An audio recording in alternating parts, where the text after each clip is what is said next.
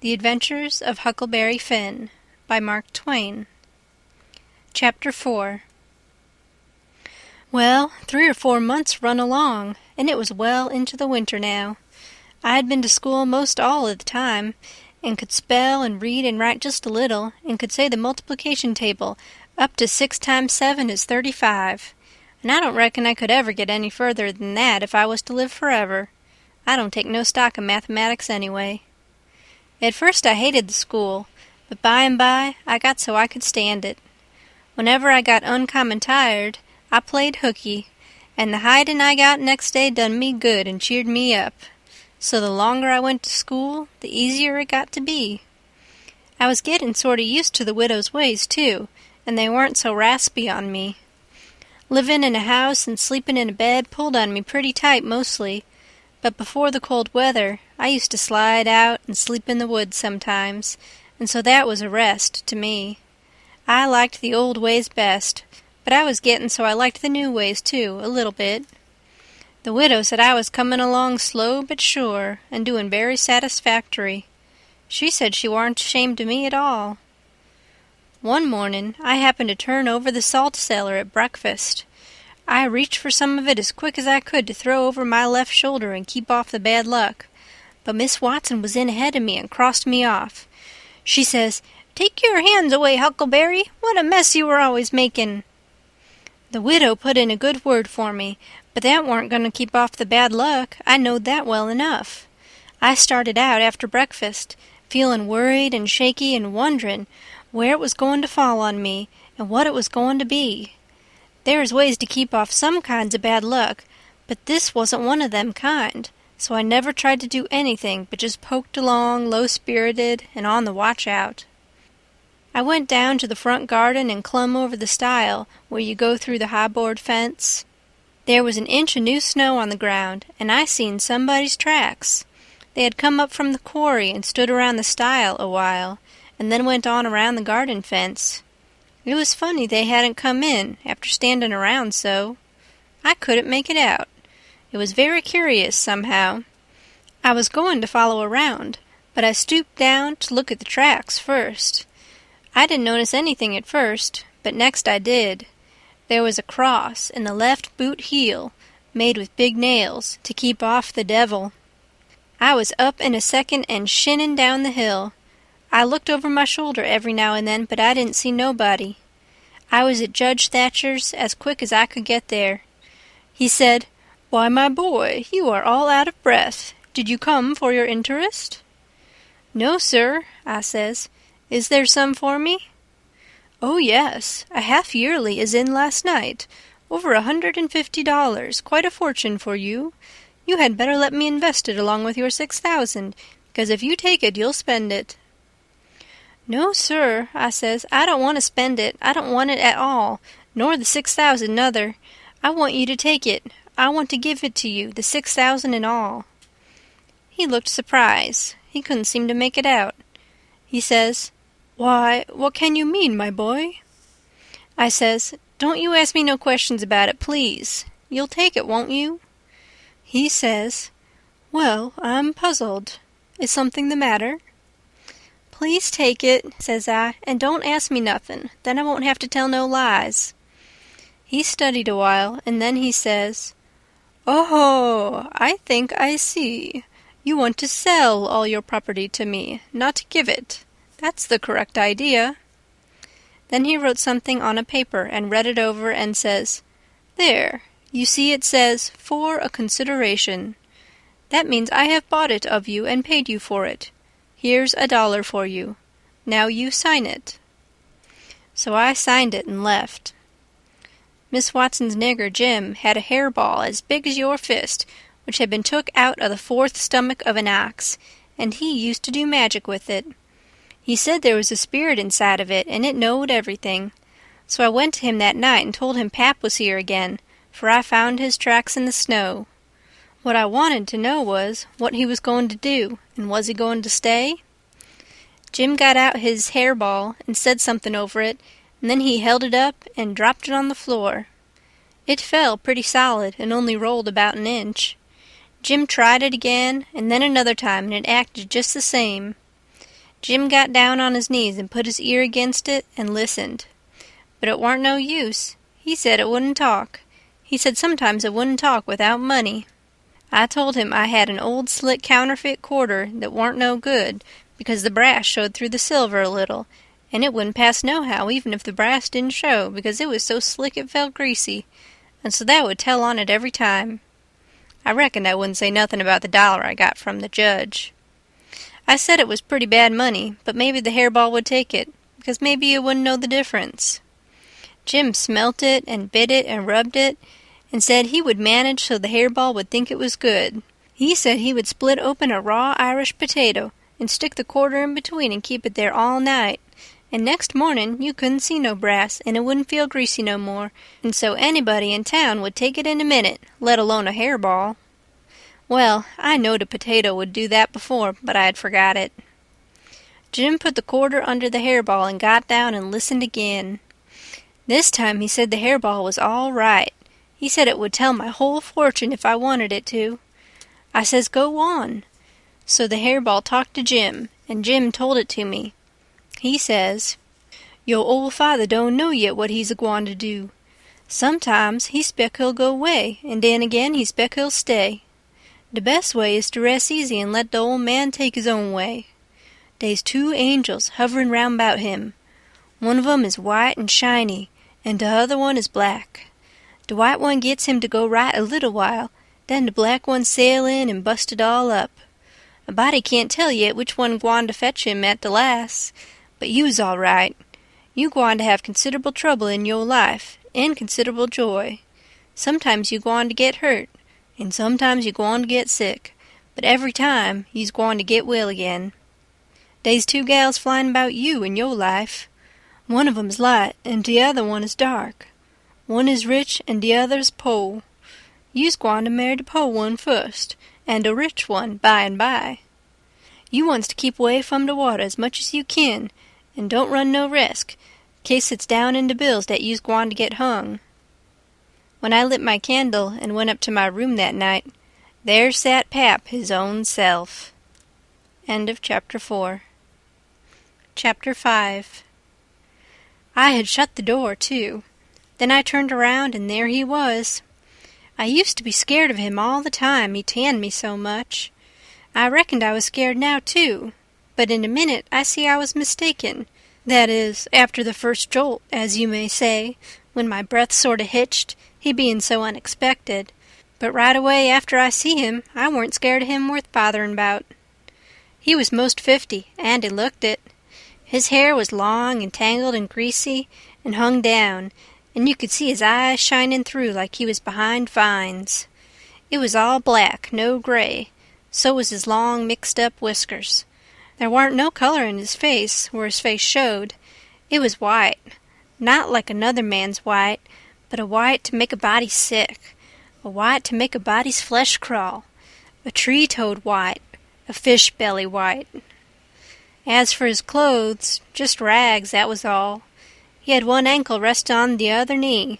The boot on that foot was busted, and 2 of his toes stuck through, and he worked them now and then. His hat was layin' on the floor, an old black slouch with the top caved in like a lid. I stood a-lookin' at him. He set there a-lookin' at me, with his chair tilted back a little. I set the candle down. I noticed the window was up, so he had clum in by the shed. He kept a-lookin' me all over. By and by he says, "Starchy clothes, very. You think you're a good deal of a big bug, don't you?" "Maybe I am, maybe I ain't," I says. "Don't you give me none of your lip," says he. "You've put on considerable many frills since I've been away. I'll take you down a peg before I get done with you. You're educated, too, they say, can read and write. You think you're better'n your father now, don't you, because he can't? I'll take it out of you. Who told you you might meddle with such highfalutin foolishness, hey? Who told you you could?" "The widow. She told me." "The widow, eh? And who told the widow she could put in her shovel about a thing that ain't none of her business?" "Nobody never told her." "Well, I'll learn her how to meddle. And looky here, you drop that school, you hear? I'll learn people to bring up a boy to put on airs over his own father, and let on to be better'n what he is. You let me catch you fooling around that school again, you hear? Your mother couldn't read, and she couldn't write nother, before she died. None of the family couldn't before they died.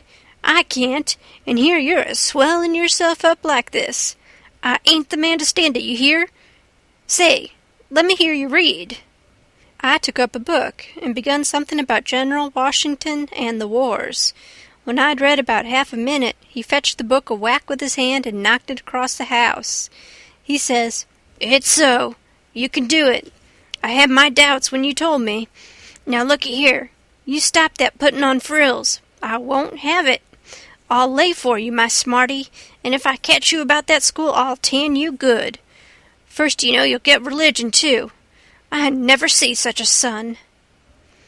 He took up a little blue and yaller picture of some cows and a boy, and says, "What's this?" "It's something they give me for learning my lessons good."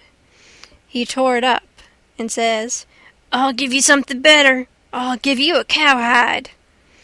He set there a-mumbling and a-growling a minute, and then he says, "Ain't you a sweet-scented dandy, though? A bed and bedclothes, and a looking-glass, and a piece of carpet on the floor, and your own father got to sleep with the hogs in the tanyard. I never see such a son. I bet I'll take some of these frills out of you before I'm done with you. Why, there ain't no end to your airs. They say you're rich. Hey, how's that?" "They lie, that's how." "Looky here, mind how you talk to me. I'm a-standing about all I can stand now, so don't give me no sass.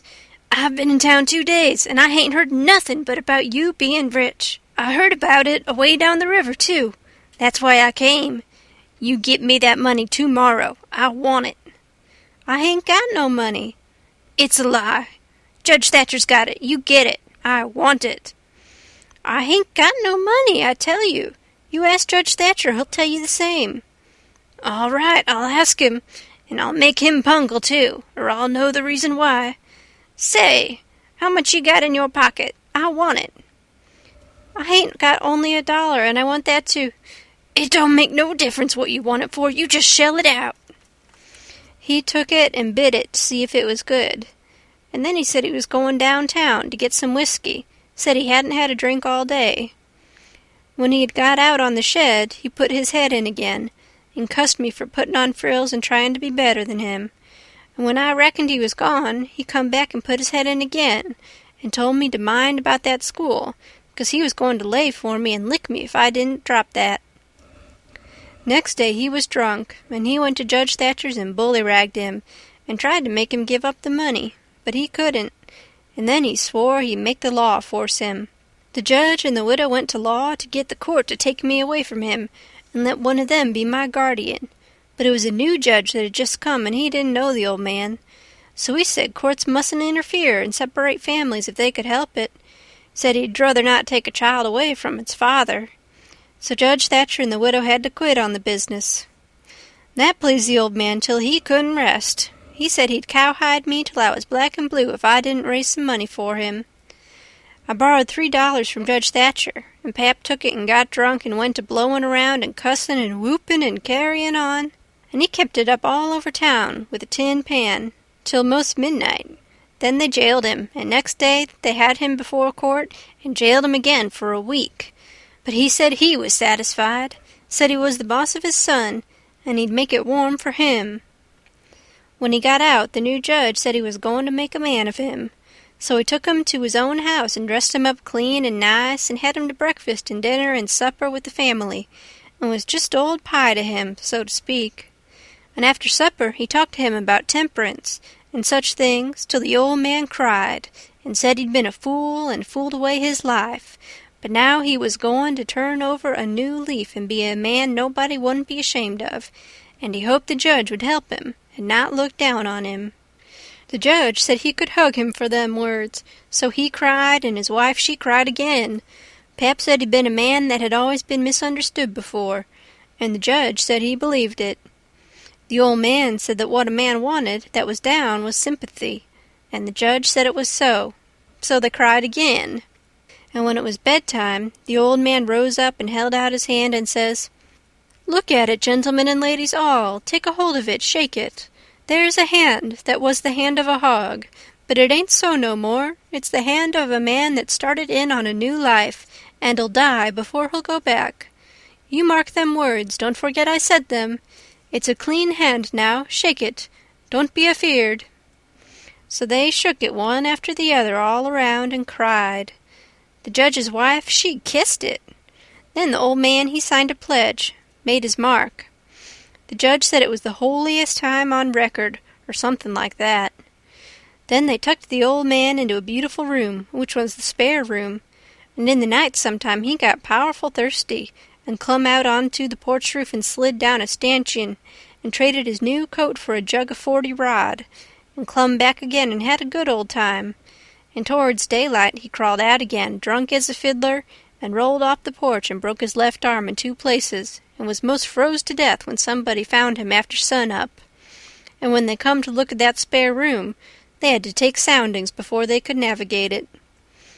The judge, he felt kind of sore.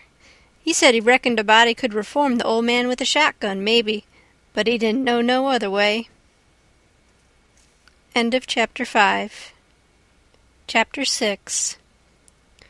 Well, pretty soon the old man was up and around again, and then he went for Judge Thatcher in the courts to make him give up that money, and he went for me, too, for not stopping school. He catched me a couple of times and thrashed me, but I went to school just the same, and dodged him or outrun him most of the time. I didn't want to go to school much before, but I reckoned I'd go now to spite Pap. That law trial was a slow business. Appeared like they weren't ever going to get started on it. So every now and then I'd borrow $2 or $3 off of the judge for him, to keep from getting a cowhiding. Every time he got money he got drunk, and every time he got drunk he raised Cain around town, and every time he raised Cain he got jailed. He was just suited. This kind of thing was right in his line. He got to hanging around the widows too much, and so she told him at last that if he didn't quit using around there, she would make trouble for him. Well, wasn't he mad? He said he would show who was Huck Finn's boss. So he watched out for me one day in the spring and catched me, and took me up the river about 3 miles in a skiff, and crossed over to the Illinois shore, where it was woody and there weren't no houses but an old log hut in a place where the timber was so thick you couldn't find it if you didn't know where it was. He kept me with him all the time, and I never got a chance to run off. We lived in that old cabin, and he always locked the door and put the key under his head nights. He had a gun which he had stole, I reckon, and we fished and hunted, and that was what we lived on. Every little while he locked me in and went down to the store 3 miles to the ferry, and traded fish and game for whiskey, and fetched it home and got drunk and had a good time, and licked me. The widow, she found out where I was by and by, and she sent a man over to try to get a hold of me, but Pap drove him off with a gun, and it warn't long after that till I was used to being where I was and liked it, all but the cowhide part. It was kind of lazy and jolly, layin' off comfortable all day, smoking and fishing, and no books nor study.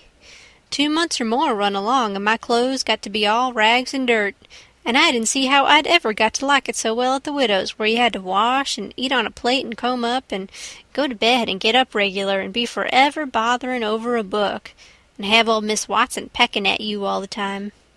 I didn't want to go back no more. I had stopped cussin' because the widow didn't like it, but now I took to it again because Pap hadn't no objections. It was pretty good times up in the woods there, take it all around. But by and by Pap got too handy with his hickory, and I couldn't stand it. I was all over welts. He got to going away so much, too, and locking me in. Once he locked me in and was gone 3 days. It was dreadful lonesome. I judged he had drowned, and I wasn't ever going to get out any more. I was scared. I made up my mind I would fix up some way to leave there. I had tried to get out of that cabin many a time, but I couldn't find no way. There warn't a window to it big enough for a dog to get through. I couldn't get up the chimbley. It was too narrow. The door was thick, solid oak slabs. Pap was pretty careful not to leave a knife or anything in the cabin when he was away. I reckon I had hunted the place over as much as 100 times. Well, I was most all the time at it because it was about the only way to put in the time. But this time I found something at last, I found an old rusty wood saw without any handle. It was laid in between a rafter and the clapboards of the roof. I greased it up and went to work. There was an old horse blanket nailed against the logs at the far end of the cabin behind the table to keep the wind from blowing through the chinks and putting the candle out.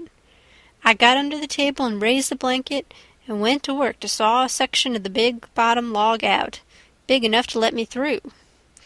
Well, it was a good long job, but I was getting towards the end of it when I heard Pap's gun in the woods. I got rid of the signs of my work and dropped the blanket and hid my saw, and pretty soon Pap came in. Pap warn't in a good humor, so he was his natural self. He said he was downtown and everything was going wrong. His lawyer said he reckoned he would win his lawsuit and get the money if they ever got started on the trial. But then there was ways to put it off a long time, and Judge Thatcher knowed how to do it. And he said people allowed there be another trial to get me away from him and give me to the widow for my guardian, and they guessed it would win this time. This shook me up considerable, because I didn't want to go back to the widow's any more and be so cramped up and civilized, as they called it. Then the old man got to cussin' and cussed everything and everybody he could think of, and then cussed them all over again to make sure he hadn't skipped any, and after that he polished off with a kind of a general cuss all around, including a considerable parcel of people which he didn't know the names of, and so called them what's-his-name when he got to them, and went right along with his cussin'. He said he would like to see the widow get me. He said he would watch out, and if they tried to come any such game on him, he knowed of a place 6 or 7 mile off to stow me in, where they might hunt till they dropped and they couldn't find me. That made me pretty uneasy again, but only for a minute. I reckoned he wouldn't stay on hand till he got that chance. The old man made me go to the skiff and fetch the things he had got. There was a 50-pound sack of cornmeal, and a side of bacon, ammunition, and a 4-gallon jug of whiskey, and an old book and 2 newspapers for wadding, besides some tow. I toted up a load and went back and set down on the bow of the skiff to rest.